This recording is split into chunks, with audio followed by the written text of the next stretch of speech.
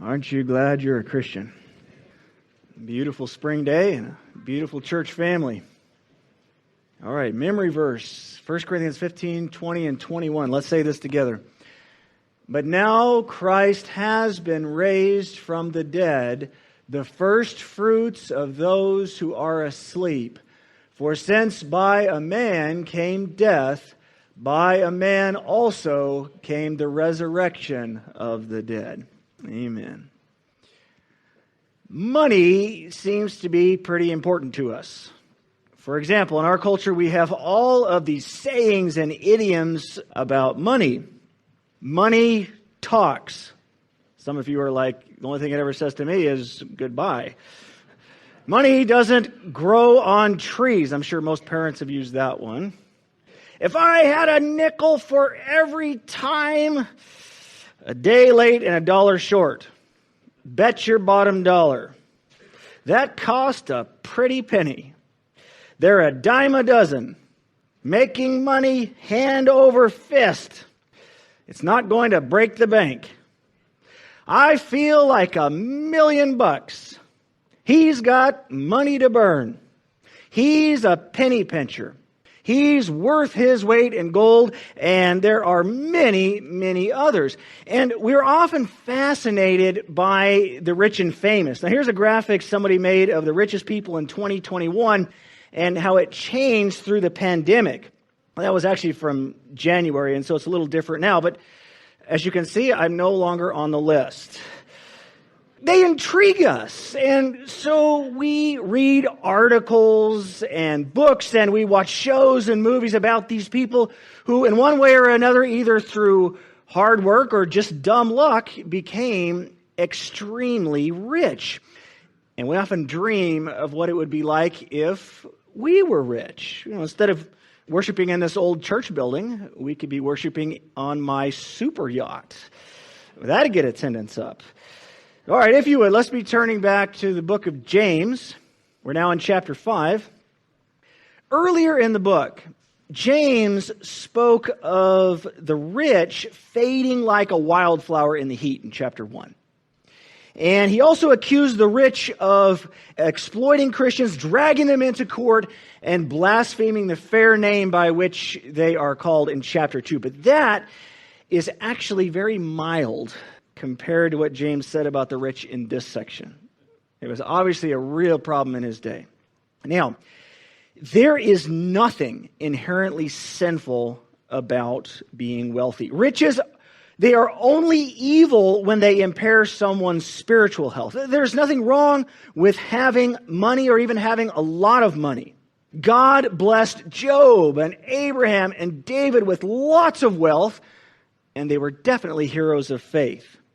As Dave Ramsey likes to say, money is amoral. It's like a brick.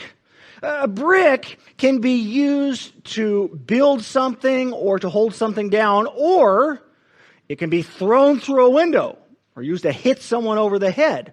The brick doesn't care. The same is true with money. The problem is the love of money and the obsession to get rich. It's the way that we view it, acquire it, and use it. And prosperity can very easily lead people into a sense of self-sufficiency and thus away from God. It can also cause our hearts to be wedded to this world, or as some people put it, welded to this world. Now, because that is true, there are all these exhortations in Scripture that warn us about accumulating a lot of money. For example, Jesus spoke of the difficulty of the rich being saved in Matthew chapter 19. That was the eye of the needle statement. I mean, the Bible certainly doesn't hold to the common human assessment that riches are always good and poverty is always bad. When we're looking at the Bible, we might say there are 4 kinds of people.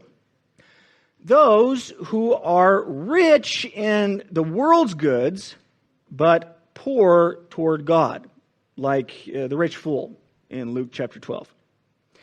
Those poor in the world's goods, but rich toward God, like Lazarus in Luke 16. those poor in the world's goods and poor toward God, like the prodigal son before he came to his senses in Luke 15. And those rich in the world's goods and rich toward God, like Abraham in the book of Genesis. And I've certainly come across all four of these different ones, these different people. I'm sure you have as well, these categories. So, which category are you in? Now, our passage for today, it's mainly concerning these first two categories, the ungodly rich and the godly poor. Now, some people see this section in James as kind of like a court case. So verse 1, it reveals how the ungodly rich should feel because of the charge that's against them. And then verses 2 through 6, it lays out the case against them, the evidence. So verse 1, it says, "Come now, you rich, weep and howl for the miseries which are coming upon you." Now again, this is not every rich person. This is a certain class of rich people. So we can see from verse 6 that they had condemned the righteous man. And so this is probably not speaking of wealthy Christians, but rather those who are mistreating Christians. So I think this section is primarily here to encourage those poor Christians who are being afflicted and to discourage them from being envious of those with money and power, which is very easy to do. I want that yacht. But this could certainly apply to any Christian who might fall into this. All right, weep and howl. That's obviously suggesting the expression of utter woe. And miseries refers to the wretchedness of their circumstances. This is the exact opposite of what they're probably thinking and what they would probably expect. I mean, why should we weep and howl? Things are great. I mean, life is just one continual party, and we're insulated against any troubles, any problems by what we've accumulated. Those hard times are nothing for us. As in the 80s song, I don't worry because my wallet's fat. And of course, in their eyes, their net worth establishes their self-worth. But if they truly understood their fate, they would literally shriek at the prospect. So James, he laid out the details of this court case. He laid out the evidence against them. All right, Exhibit A, verses 2 and 3. "Your riches have rotted, and your garments have become moth-eaten. Your gold and your silver have rusted, and their rust will be a witness against you, and will consume your flesh like fire. It is in the last days that you have stored up your treasure." And this immediately brings to mind what Jesus said in the Sermon on the Mount in Matthew 6. "Do not store up for yourselves treasures on earth, where moth and rust destroy and where thieves break in and steal. But store up for yourselves treasures in heaven, where neither moth nor rust destroys and where thieves do not break in or steal. For where your treasure is, there your heart will be also." So James began by painting this picture of the true condition of their wealth, this wealth that had taken hold of their hearts and their affections. And maybe as it's seen from God's perspective, their riches were rotted, moth-eaten, and rusted. Now, rust is certainly something that my family is familiar with, since we used to live right by the ocean before we moved here. Metal, it does not survive very long in the salty ocean air. Now, obviously, gold and silver, they don't actually rust. That's the oxidation of iron. But I believe the Greek word that's used here could also be used for something being tarnished, which certainly can happen to gold and silver in different ways. But I suspect he's just using it figuratively. He's just using figurative language to make his point. See, they expect their gold and silver to be around forever. But you can't put your trust in it. It cannot deliver the permanence that it promises. And it certainly won't be able to help them out of the coming miseries. You might recall Jesus' statement about the deceitfulness of riches in Matthew 13:22. It's not what you think. Now, Lenski made the comment, "The verbs James uses are figurative. Wealth does not rot. nor do fine garments actually become moth-eaten. Rich people take good care of them. As far as these rich are concerned, as far as these things are supposed to make them rich, these things are like a lot of rotten, moth-eaten, rusted stuff that deserves to be thrown out. People who have nothing better are the most wretched beggars. Their gold and their silver are like iron that is rusted through and through or rusted clean away.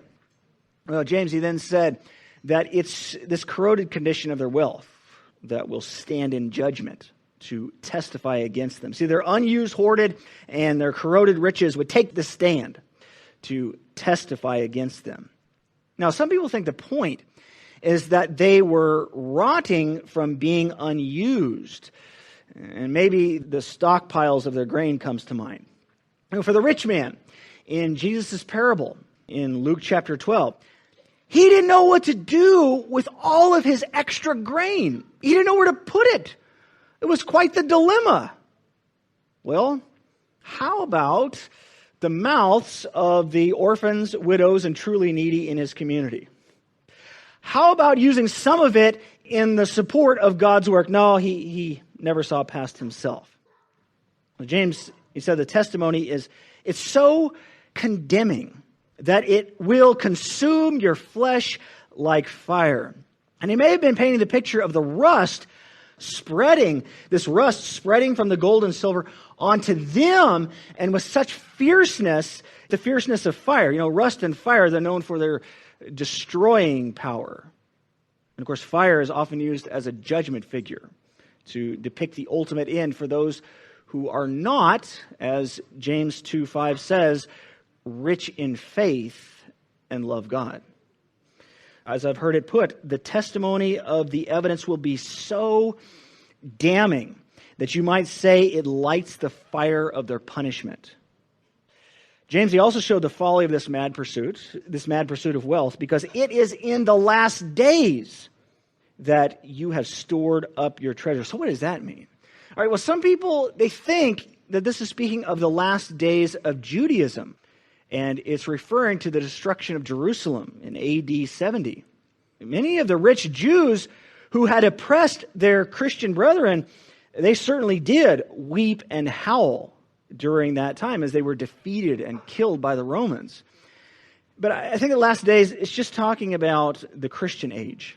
As Peter said in his Pentecost sermon in Acts chapter 2, he quoted from Joel, which spoke of what would happen in the last days. This is the last period of time for God's creation. The next great event in the universe is going to be the second coming of Christ, and then the judgment day. And since judgment could come at any moment in the last days, it is very foolish to waste all of our time pursuing what is only temporary and that wears out. These rich people, they had stored up earthly stuff as if they would live forever on this earth and that they would be able to use it forever. And of course, we're reminded again about the rich fool in Jesus' parable. He had so much wealth that he had to tear down his barns and build bigger ones. And yet he died on that very night. What was the use of all his wealth to him then? Well, Orbison gave the illustration. If you could accumulate all the food in the world, that would not guarantee that you would eat breakfast in the morning. These rich had not used their resources wisely. They were greedy and self-absorbed. But finally, the day of reckoning will come to them. All right, Exhibit B, verse 4. Let's continue reading. Behold, the pay of the laborers who mowed your fields, and which has been withheld by you, cries out against you. And the outcry of those who did the harvesting has reached the ears of the Lord of Sabaoth. Now, as you know, the Bible is just filled with passages and statements that talk about honesty and integrity and justice. Now, mowed your fields, that's just a way of speaking of doing the reaping, not the neighbor boy pushing his lawnmower. In the season of reaping, see, landowners, they could make a small fortune. And this made their crime of withholding the wages of the workers even more shameful. It's not that they didn't have the money to pay them. Rather, they were greedily keeping that money for themselves, those funds just for themselves. So, how could they justify doing this? I don't know. Perhaps there were trumped up charges against the workers. Or they found some legal loophole. Or maybe the landowner was just conveniently out of town on payday. Or they only gave them part of the money and promised to give them the rest later. As it's been said, there are no limits to the creativity of the greedy. Now, whatever it means, these guys were lining their pockets with the livelihood of the poor. And as you know, there are plenty of people who are doing that today. They are getting rich through dishonest and underhanded means and at the expense of others. Hopefully that's not you and me. Now, if these were rich Jews that he was referring to, well, then they had disregarded the demands of the law of Moses.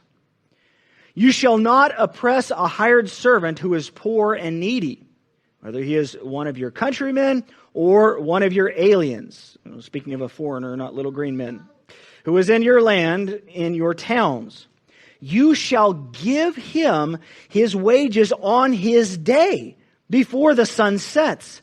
For he is poor and sets his heart on it, so that he may not cry against you to the Lord and it become sin in you. For the really poor people, if they didn't receive pay at the end of the day, they did not eat. And so the Jews were not allowed to retain the wages of the hired workmen for even one night. All right, maybe they thought they had gotten away with it. But James said it's these withheld wages that cry out against them and testify against them. As Abel's blood shed by his brother Cain cried out to God from the ground. Genesis chapter 4. Now, on top of that, the outcry of the workers themselves has reached the ears of the Lord of Sabaoth, not Sabbath, Sabaoth, or hosts, speaking of armies.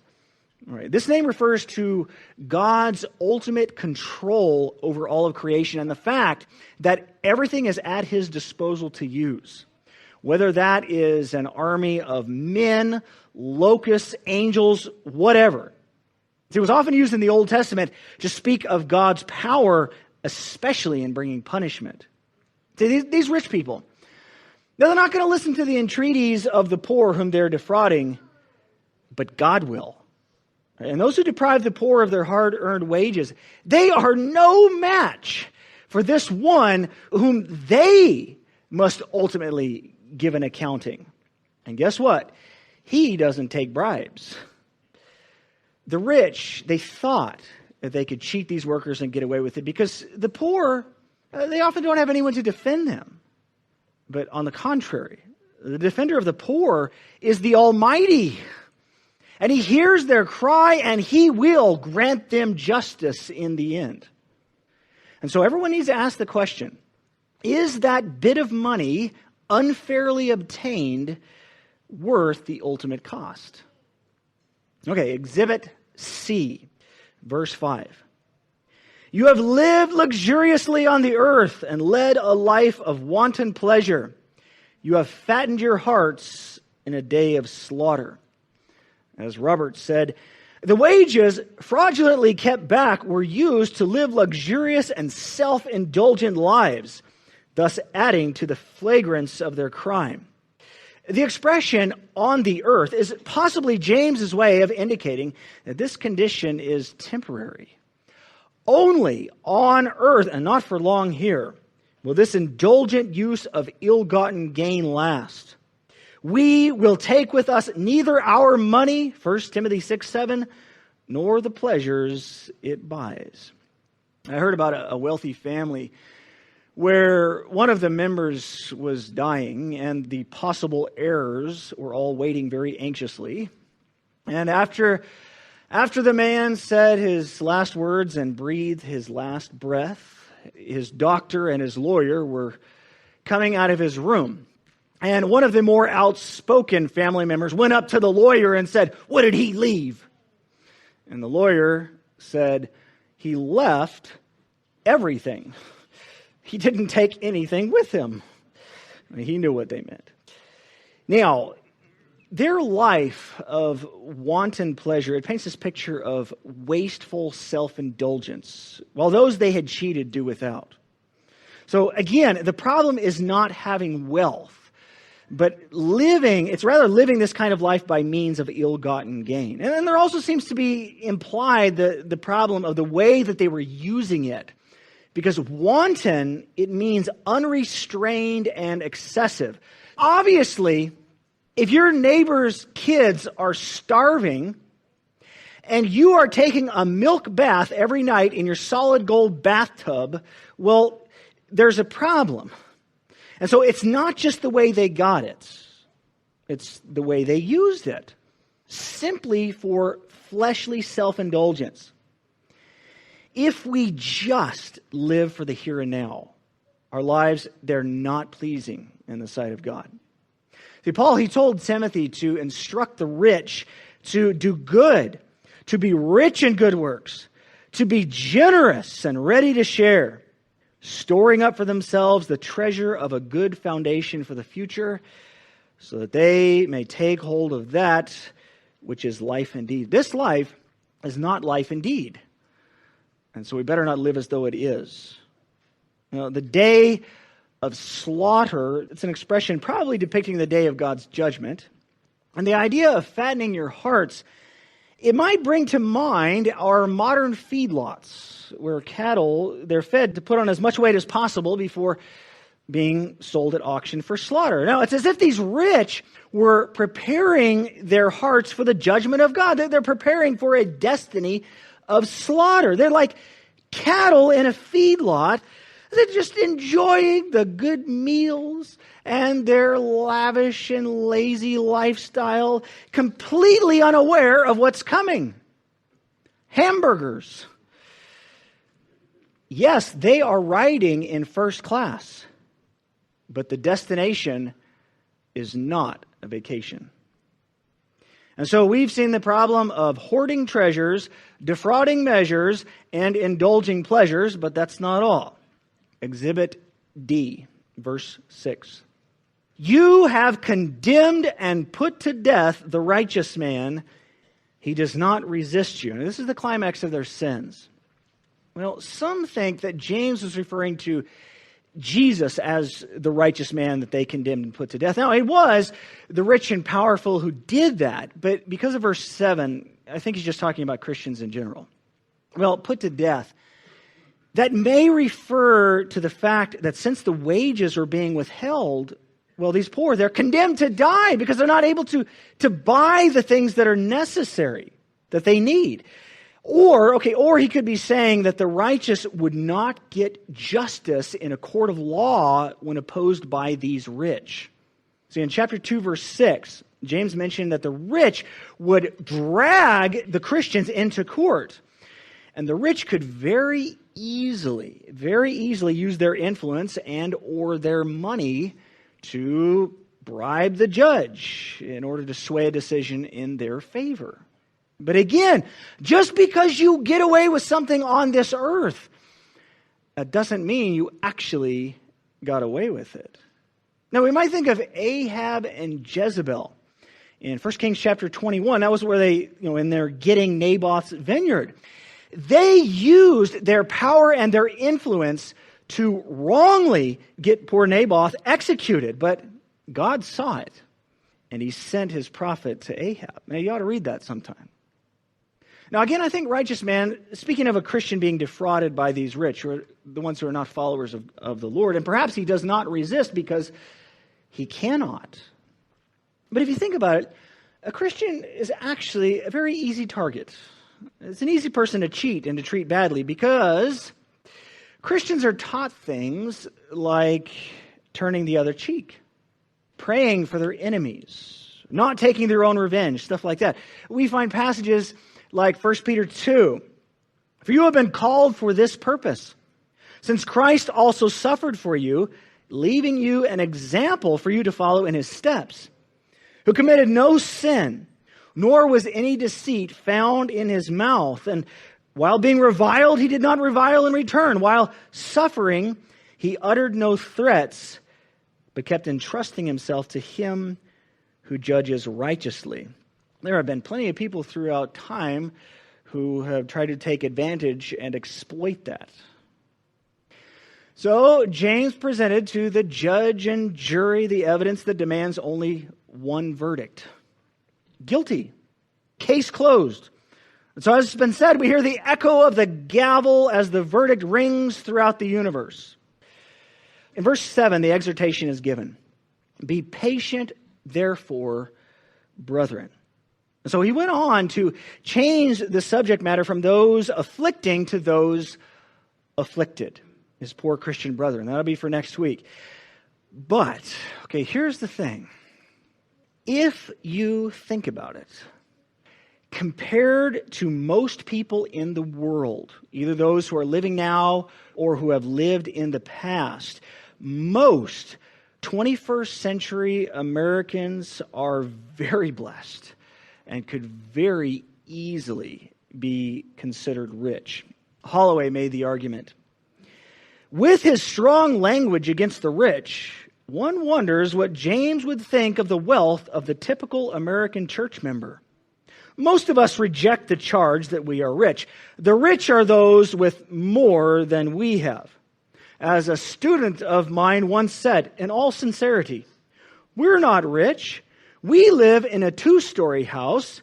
Rich people have 3-story houses.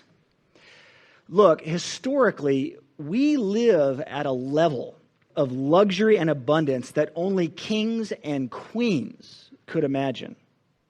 If our internet connection starts going slow, or we hit too many traffic lights, or it takes more than 5 minutes to get our fast food, boy, we are looking through the Bible trying to find all the verses on suffering, right? We have got it pretty good. The United States has had the world's largest economy since, get this, 1871. Look that up later. There is a reason why all of these people want to immigrate to America, either legally or illegally. We just need to make sure this section could not be applied to us. So that's our challenge for this week. Take a good look at our lives.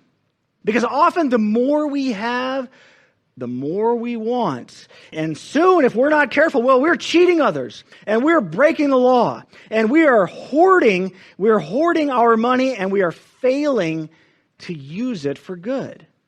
Again, money is not the problem. It's the love of money. It's greed. And keep in mind that poor people can be just as greedy as rich people. We always need to ask, what is the ultimate ambition and goal of my life? And does it make sense for me to live the way that I'm currently living when life is so short and there's going to be a judgment day? May we never forget about the rich fool. So is the man who stores up treasure for himself and is not rich toward God.